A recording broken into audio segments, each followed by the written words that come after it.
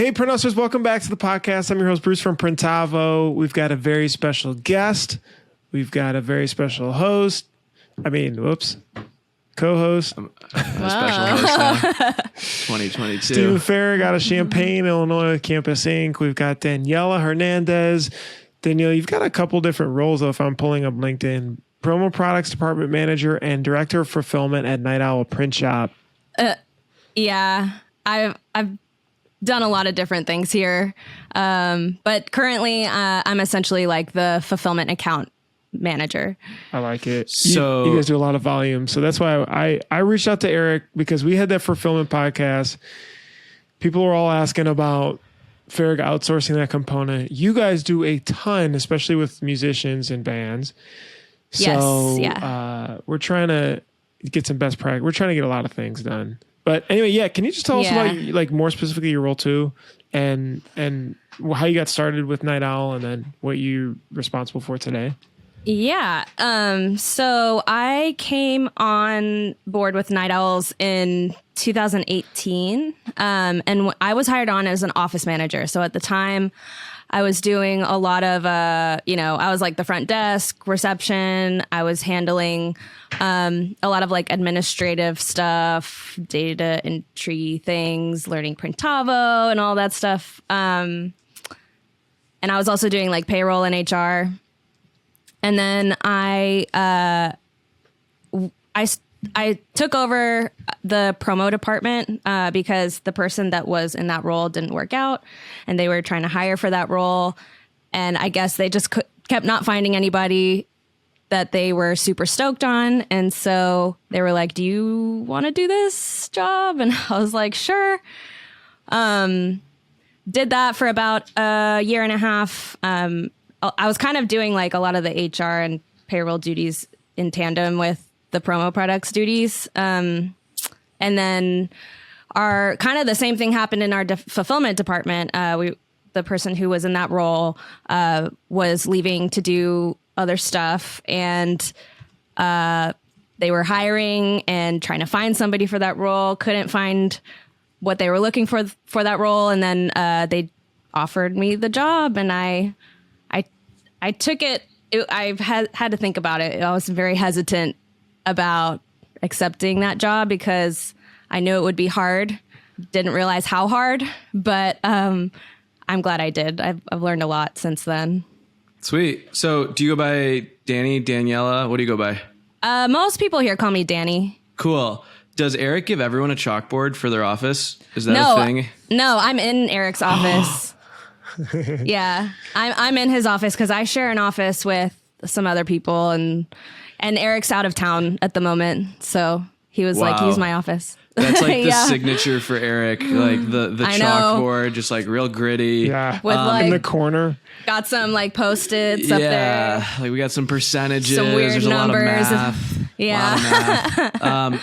Tell us about Night Owls. The business has really grown, really like transformed. Eric is an industry leader. You guys are water-based leaders. Tell us about Night Owls a little for those that don't know or haven't stalked you all yet. Okay. So Night Owls has been around since 2010. Started out with Eric and Val, basically printing in their garage for punk bands and their friends and bands, and then kind of just grew it from there, expanded to doing other types of merch, embroidery, promotional products, and we like to think of ourselves as like merch logistics too, like helping our clients, helping facilitate their merch dreams, basically. And then I think they've been doing fulfillment for maybe a total of like 5 years, but starting slow with just like a select few clients. And then over the past 3 years, it's really grown a lot, especially with like the boom in e-commerce over 2020 with like the pandemic and everything. We saw like a ton of growth, like just in that year. So it's kind of just been expanding since then. And y'all are a completely water-based shop. You only print with water, right? Yep. 100% water-based. How much for fun better is or that? worse. How much fun is it? Yeah. So I think it's pretty fun, although I'm not a screen printer, so I don't deal with, I've never really been on the production floor on the day-to-day, but I think it's cool. I know that it has a lot of like challenges along with it, but I like that it's a little more eco-friendly. I also think that it has a really nice soft hand. Like the prints look really nice. Our clients really appreciate like the level of quality that we can put out. And Eric and Val and our art team here too, like they've gotten really, really good at doing like those super high color, high detail, like simulated processes and being able to do all that water based. So I think it's pretty cool. How do you guys like, or first of all, how was the holidays for you guys? Were you guys super busy, or do you have people out with this new variant and stuff, or what? Well, I got the new variant, so that was fun. But we've been pretty okay. Like it's definitely been tough, managing people, having scares, having people out to get tested. But it hasn't honestly been too bad. We were definitely slammed, like super busy all of November and December. But usually we have like a production holiday from like Christmas until New Year's. So those guys get some time off, some like well-deserved that's super nice time off. Is it mainly bands and musicians is the customer base? I would have to look up the numbers to know for sure if like what the percentage is, but I do feel like a lot of our best customers are like the, record labels, music in the music world. But we do a lot of other work for local businesses, design firms, different like brick and mortars. Mm-hmm. I would say that we do a lot of business locally, but I think we do more business for people that are not inside of Houston. Gotcha. So tell us a little bit about the fulfillment side of things. Are your clients like printing, putting things in inventory on your shelves, and then as their customers order on like Shopify, you're shipping out? Like, how does that work? Yeah. That's basically how it works. Our clients decide that they want to do a new release or a new shirt, or maybe they have like their tried and true designs that they're always reprinting and selling out of. But basically they'll place an order, it'll go through the production side, and then production hands it off to fulfillment, where we basically receive it into the system and stock it on the shelves and ship it out, all that fun stuff. Gotcha. So do you all sell, like, do you all do print on demand or anything like that, where it's like just in time fulfillment, or is everything that you fulfill like accounted for? Does that make sense? Most of what we fulfill is accounted for. It's like stocked inventory and like finished goods. There is like a percentage of stuff that we do on demand, but most of it is like we have one client that we do like dye sublimated mugs for, and those we'll do on demand, as well as we do fine art prints. A lot of our along with like the music industry, a lot of our favorite clients are like niche artists. So they'll be artists who kind of pop off in their own little style that they're doing, and they get like a really big following from it. And we're lucky to have them partner with us for their merch. Gotcha. But you're also fulfilling like vinyl records, other merch. Because when I was there was all kinds of stuff you guys were putting in the back. Granted, you guys were in a barn before, or like some sort of like older house. Yeah, the old location. So when I started working here, I started in this building. So I've never seen, I've seen because I was like a customer at the time, and I would pull up and do pickups and stuff, but I never really got to see what it looked like in there. But there was I think the last location was like a building that also had a residence like attached to it or something like that. Some kind of, it looked a little barny, I think. Yeah. I call it a barn. Yeah. It kind of, I think it might have just been like a warehouse on a property, like with a house or something. Well, what's the workflow that's kind of unique on the band front, right? Because I'm assuming there's now people are touring and doing shows, and so there's merch there, but like you mentioned, there's so much online, and then you're stocking for the record labels. Let alone, I feel like predicting or selling that space, because since you just don't want it sitting there all the time. Yeah, that's the trick, is figuring out, kind of like forecasting what.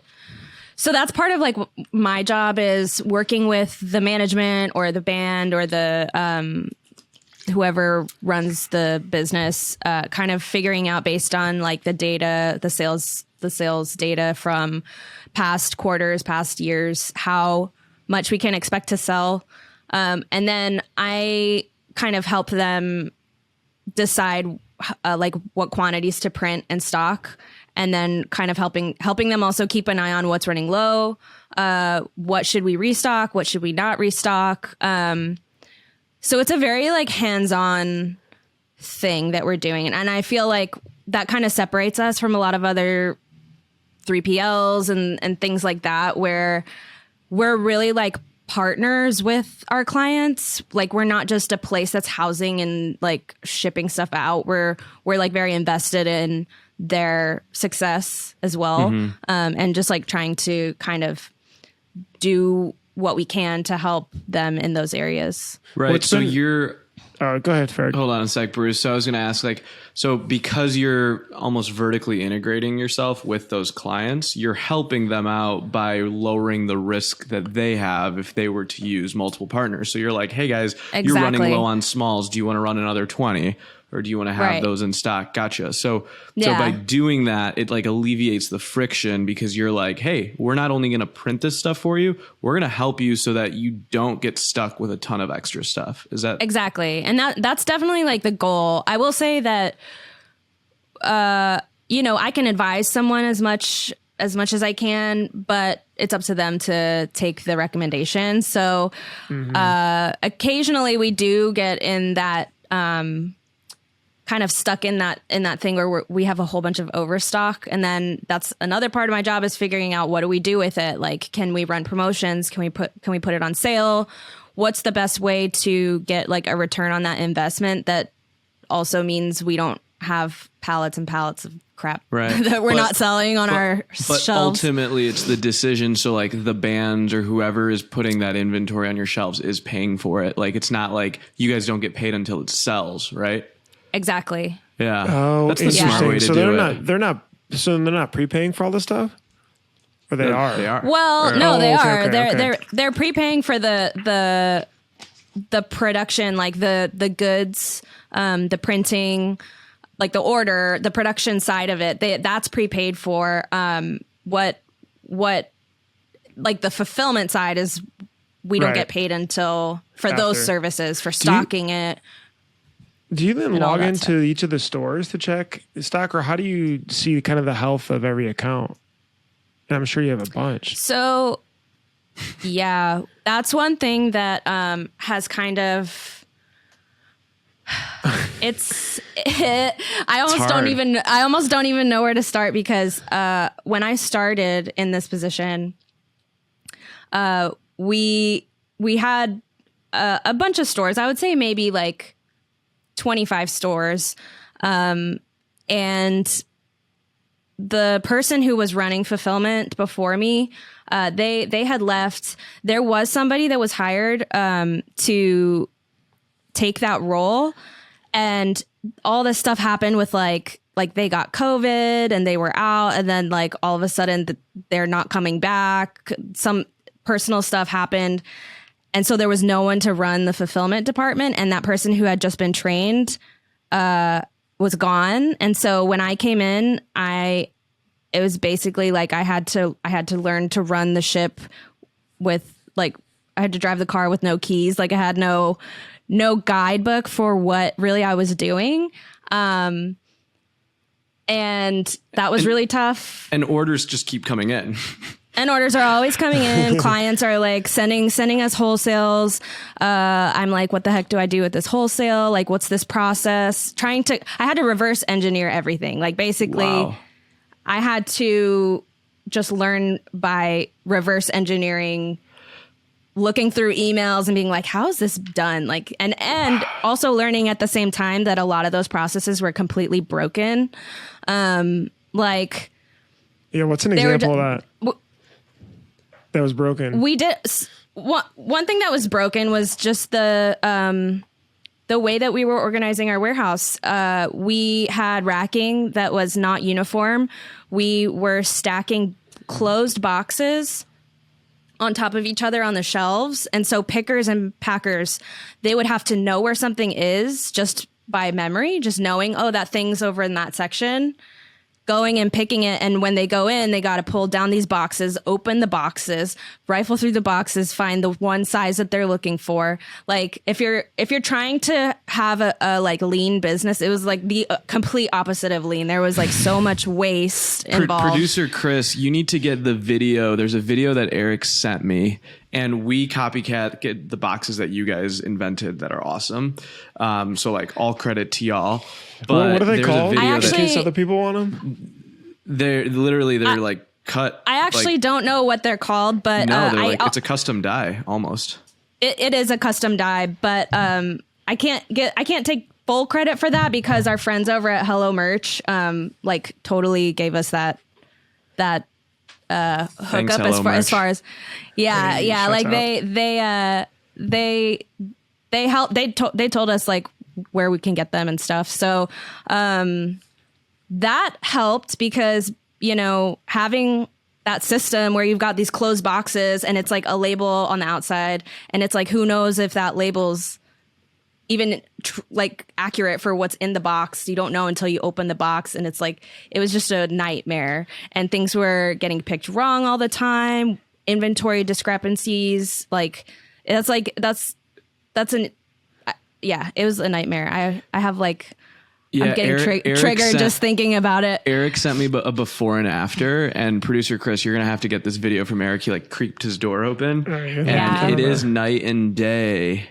I mean, it's like it could make a Reddit post for like just like a beautiful transformation. The space was exactly the same. It was just so organized, but like one of the things you said there, one of the things you said there that I thought was really interesting is an employee doesn't need to know by memory where something is. They can use like logic or like instruction to get there. And like, yeah, I think that's really important. Well, so that was the old system having I wonder how we could have made it harder. It sounds like if you could like put like maybe a moat of water Eric put in front that people had to jump over. Yeah. Yeah, totally. Like it is a nightmare. It's like a freaking obstacle course trying to like swing find over. Yeah. And so it was not cool. It was not, it didn't make any sense to me. And also at the time, nothing had barcodes. Nothing had SKUs. You have to verify size just by, size and design. So we've got 10,000 SKUs and people are just picking them and looking at them to make sure it's the right thing. It's like, and there's no way to train your staff to be familiar with 10,000 different t-shirt designs. Like that's not like, that's not a reasonable thing to expect of them. So we basically found a system that worked for us in terms of like barcoding everything. That was like step one. What was that? Barcoding was that everything. like software or was it you guys manually did it or?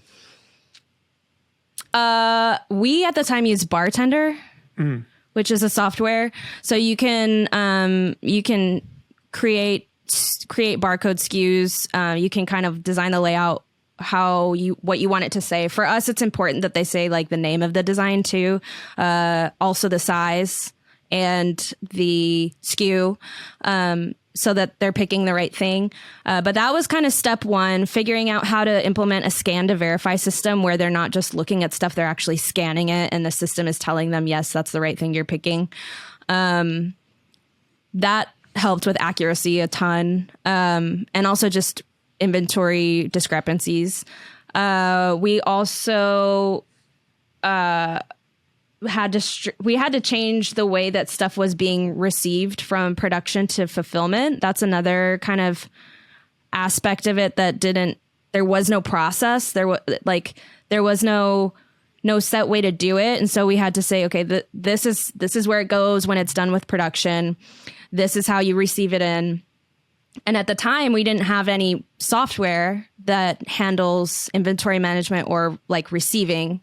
So we basically, we kind of had to get by with like spreadsheets and stuff that we created. We kind of just pulled together like Google Forms, having them do Google Forms, and then it would auto-populate to spreadsheets. What's the tool now that you guys picked to manage that? So now we went through a whole process. It was a long process. Don't they all suck? Sort of. Yeah. Yeah. They're all really janky. We should be. Mention those. Like which ones you tried and didn't work well. Okay. So, and it's not necessarily that they suck. It's just that they our use case is so specific, right? Like exactly. What we need is very specific, and it's very, very difficult to find a software that is not or that's going to do everything that we need it to do. So what was important to us is that we can have like a receiving function. We can have inventory management that inventory syncs with Shopify. So integrations were important to us. We also work with ShipStation, so having that functionality is important. But yeah, we vetted a ton of stuff. I think we did demos with like 3PL Central. We did a demo with, I'm sure we did Ship Hero. We did a demo with, trying to think who else. Yeah. Just canceled we that. did a, yeah, I heard. That's all right. We did demos with a bunch of people, and fortunately at the time, we had hired on someone to work basically as like a floor supervisor, like basically a fulfillment floor manager. And she was very interested in software. She was actually like going to school for that. And that was great to have. Like she had some awesome ideas. She was to this day wish that she still worked with us. Fulfillment or just like supply chain stuff? No, she was going to school for software development. So okay. she just Okay, had a tech background. It's nice to have some tech people. Yeah. She had a tech, like she was learning like the tech side of things, which I found super helpful whenever we were trying to vet all these different softwares, because I'm not a tech person. Like I get by, but she like knew all about the different APIs and how programs are going to talk to each other. For sure. And like the functionality there. And that was super helpful. She had a lot of like really brilliant ideas, and she helped us vet the different, we even looked at like ERPs, like can we find something that's going to be a full, like we can use it for production and fulfillment. None of the things that we looked at for that really even came close to like meeting our needs. So for shops listening, there's like some different things that Dani's talking about. So one of the things is like a WMS, which is like warehouse management system. And that is like taking an inventory, receiving it, knowing where it's going to go on the shelf, barcoding it, having live views. And then there's like order management. So they say like OMS, that's like Printavo, right? Yeah. And then you've got ERPs, which is what? Enterprise Resource Planning. So that's like trying to get it all together like a NetSuite or an Oracle or something. Right. Big time stuff. And then you have like CRMs, like customer relations. So like getting them all to come together is the $1 million thing. Like somebody, it's like there's not to this day something that integrates all those. I know. And you have to get. Well, there is. I mean, I the guess thing Salesforce about- it is, but you Yeah, have to spend a year building it.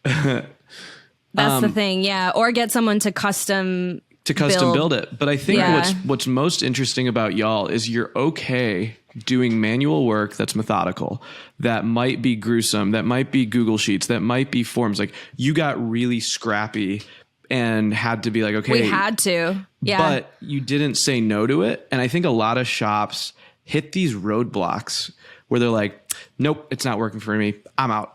You know, like, it won't show me. Like someone I know. What? Oh, like who's that? Like you. Oh yeah, me. Yeah, no, just kidding. we just suck at Just rip that out.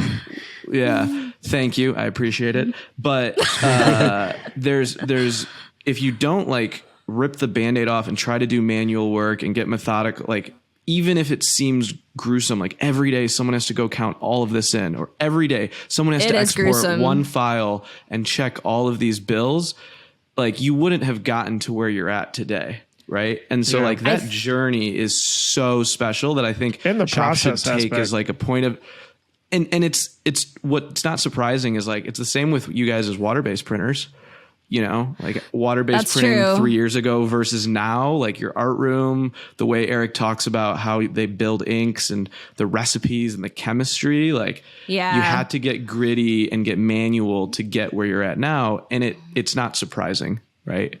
Yeah. It's kind of like the personality of your shop. So you should be super proud of that.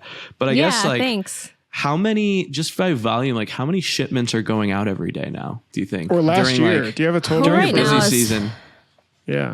Ooh, Yeah. Eric So had a total. Yeah. last year, I think I ran the numbers, and I think in total we shipped out something like 63,000, around 63,000 packages, which was good. We did about the same in 2020. I'd like to do more. I think we can do more. Does that mean, Dani, that y'all, so do you run the Shopifys yourself, or do your clients run the Shopifys and you just key into them? It's a little of both. It's a little bit of a like collaborative process. We do have some clients that are like super hands off, and I do everything on that end. We have other clients that are like very hands on, and they also maybe want their shop to look a certain way, and they have people who know how to get it to look the way they want it to look. So it depends on the client. The one thing that I'm like very, very protective of, and I'm like very firm with them about, is that we manage the inventory. Like, please don't ever touch or try to touch those numbers in Shopify.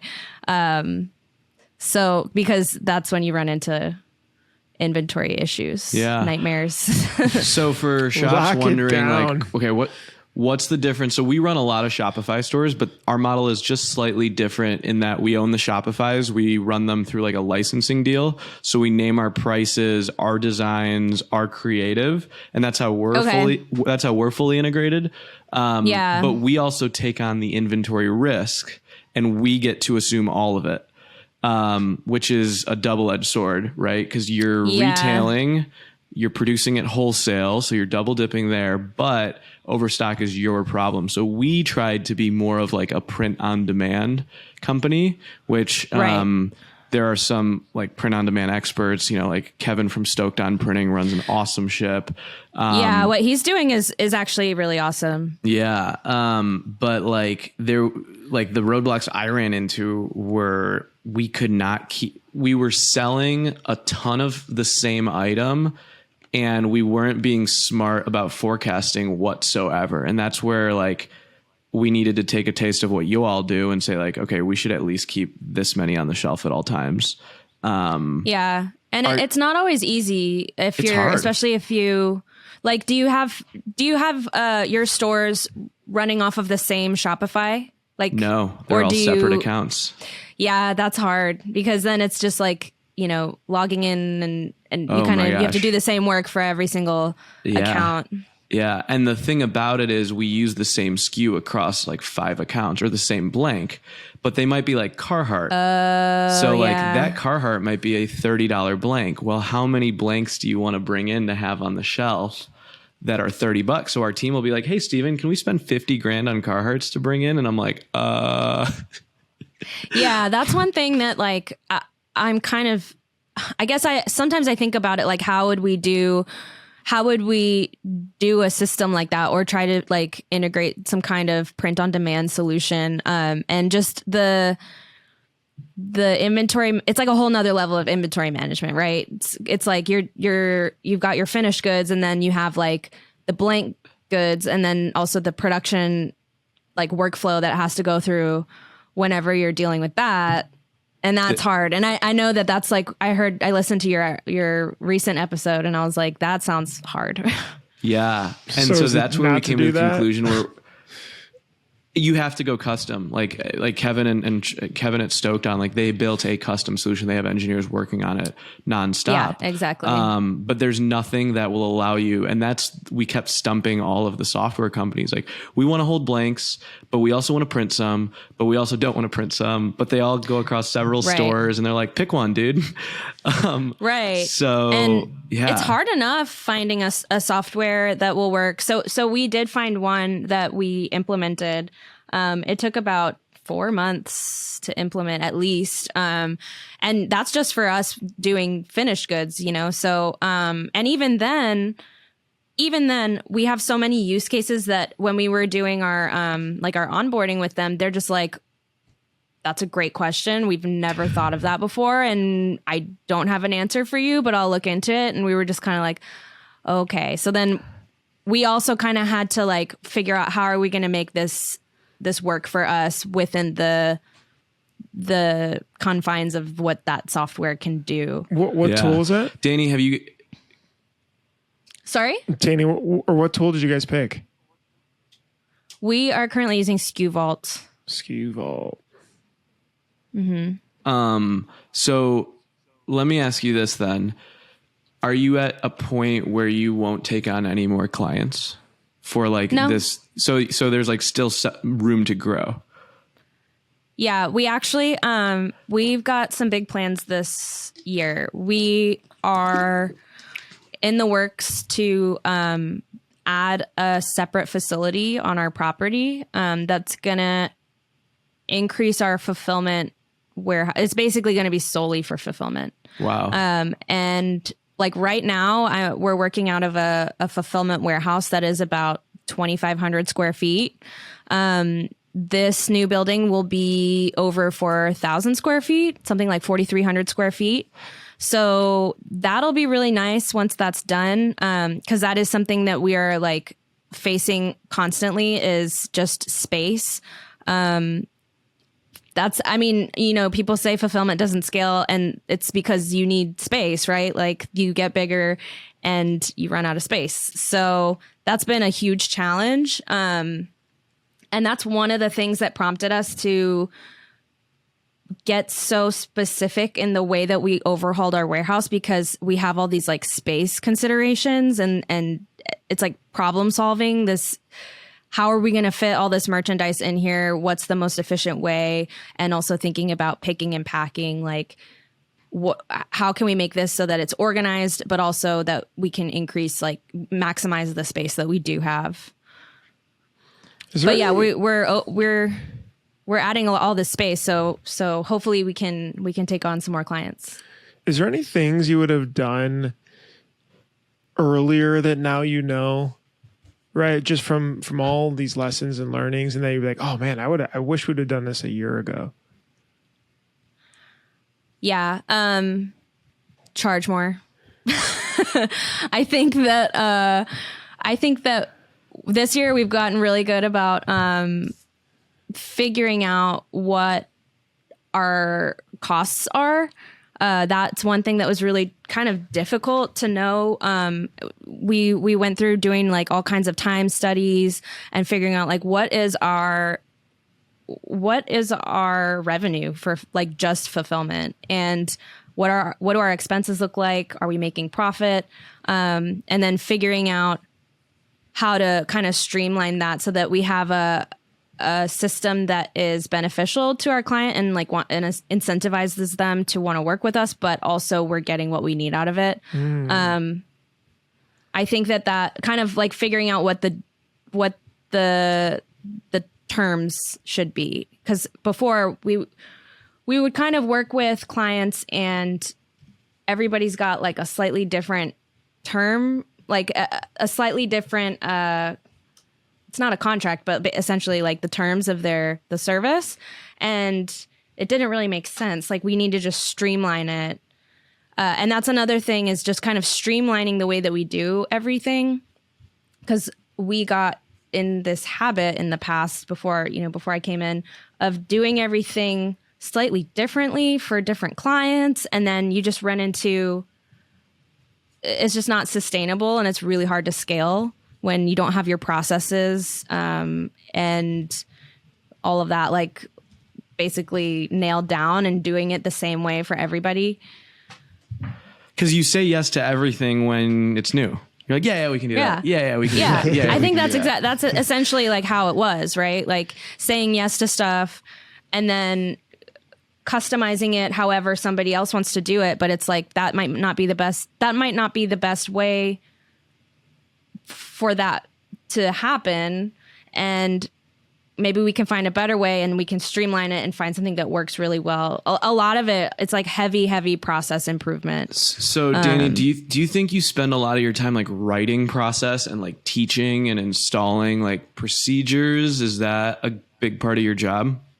It was, especially like over pretty much all of 2020 and 2021. Yeah, I would say so. Now I feel like our processes are getting honed in a lot better. We've just like been working on them so hard. But yeah, a lot of it was like rewriting the book on how we do everything. Yeah, like is it written down somewhere, or like is it a manual, or it's the chalkboard? Chalkboard. Is it the chalkboard? We did use the chalkboard a lot. Because I'm sure you got turnover of people and all that stuff. And yeah. So something, I mean, we didn't really, basically having like an SOP outline, SOP template, and then starting to write down those SOPs, and then training, implementing them. So, I mean, we've got stuff like that written down with like screenshots of how to do stuff. And we keep that all in like a folder, like a training folder. So that's part of it. I do think that there's definitely more that can be done. I used to manage the team more. Like when I first came on, I was managing the team. I was doing the back end, and it was kind of a lot. So we have someone else now that is, we actually have two guys who work in fulfillment, and one of them is like a daily supervisor, and the other one is more of like I think his title is like a systems administrator. He's basically him and I are the ones that come together and talk about process and how to improve on processes. And then it's up to them now to implement them and to train. Like I'm not really involved anymore on that aspect. So what do you think the hardest part is? Writing the process, implementing it, training it? Getting people to follow it a week later. Honestly, getting people to follow it and training it, I think. Because I think one thing that came up for us is just like, I was super new in this side of the business, right? I didn't have a ton of experience. So it's a lot of trial and error. Like we tried so many different things and would realize quickly, like when something didn't work, and then having to like refine that process into something that does work. And one of the hardest challenges to me was training the staff, and also dealing with their frustration sometimes when they realize this is broken, and then it's like changing all the time, and then it's broken again, and then like we're changing it. Yeah, like, it's really hard. It's like what you're talking about right now is I think something shops struggle with all the time. But like getting buy-in from your staff, I think what's most interesting is like, Eric probably writes a lot of process, but when another employee does it, I think it's sometimes better than the owner of the company doing it. I don't know. Could you shed some light on like, because I have some team members that are like, I'm not qualified to write a process. I don't know how to write a process. I don't want to write a process. Can you talk about like the ownership that like Eric gives you for those roles? Because I think that's a lot of trust, but it's a cool thing that y'all have. Yeah. I don't think Eric knows how like any of the things run, like the nitty gritty of how anything runs in fulfillment. Yeah. And I think I mean, there was a time that Eric was so involved in everything. And as a shop owner, he has other things that he needs to be focused on. And the like nitty gritty specifics on process improvement, like he basically gives me a lot of trust in figuring stuff out. Like he definitely provides a lot of guidance, and him and I talk all the time about stuff. But in terms of like, we talked a lot. He was involved in the like the overhaul of the warehouse for sure. We would come up with ideas and then brainstorm and basically like pitch them to Eric and say like, this is what the two of us are thinking. Me and Vanessa, the person I was working with at the time, who did the software stuff. We would kind of pitch it to him and be like, this is sort of what we're thinking. Like, can we afford all new racking? Can we afford these boxes? Like, we really, really think that this is going to like be a game changer for the way we do stuff. Like, and he's been really receptive, to us kind of just taking it. I feel like he just trusts us to know better than he does. That's a big step. That's letting go a little bit. That's really hard for shop owners to do. I know. Yeah. But if you don't do that, you will not grow. Like, look at where, like, that's a great quality of Eric. And we know Eric because he's in the weeds from like what we all work on together. But he also trusts his people a ton to take his business to the next level. And I think it's like, I look at Night Owl, and I've never been down there, and that's going to be like a fun field trip because my team like loves you guys without y'all knowing it. But I look at it as like Eric has got like a tent, and he like raised the first pole, but like he has all of you as other poles that like make the tent much bigger. And I think shop owners should be looking and saying like, can I have some employees help me lead? Because I think it's so important to get your take on it. And I think your employees, your team members will be listening to you even more when it comes from you. So I don't know, Bruce, like you've done this at Printavo where you've appointed a lot of leaders and they build out processes, and now you don't know anything about them, right? Like it's the same thing. Kinda. I think I was just in a call right before this. So I was like, all right, I'm too deep. Like you guys just figure it out and let me know. But you know, I'm like kind of knee jerking back into it again. You know, Dani, I'm curious, as the last point, if you were giving some tips to people just getting started or trying to fix their fulfillment side as more shops are diving in, what would you say to them to help speed up what they're doing? I would say definitely, if you can, get on a like automated system with barcodes, with like a scan to verify system. If you can, get a software that's going to do optimized picking paths, and really simplify, like as much as you can, simplify the processes, and try to just streamline as much as possible and reduce waste, because we went through that. It was super wasteful. Things were going wrong. And just fixing those processes really, really helped.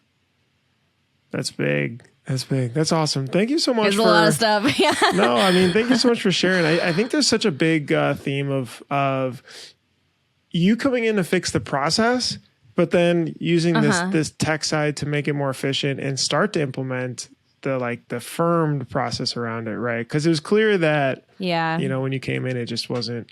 And even down, like you said, the boxes and just getting the stuff and then having to jump over the fire and everything. So, and no one knew at the time, no one had known, no one that worked in fulfillment knew how anything worked. The only person who knew anything about all the processes was the guy, the person who is basically doing my job. And I don't want to be that. I want people to be autonomous and know their job, know when to come in and get going on their work and not have to ask me to make yourself replaceable billion questions. Yeah. That's awesome. Dani, thank you so much. This is Dani Hernandez from Night Owl. I want to read off your official titles. Director of Fulfillment, Promotional Products Department Manager. It's been awesome. She's joining us from Houston, Texas. We appreciate you. We'll see you guys in the next episode of Print Hustlers Podcast. Bye.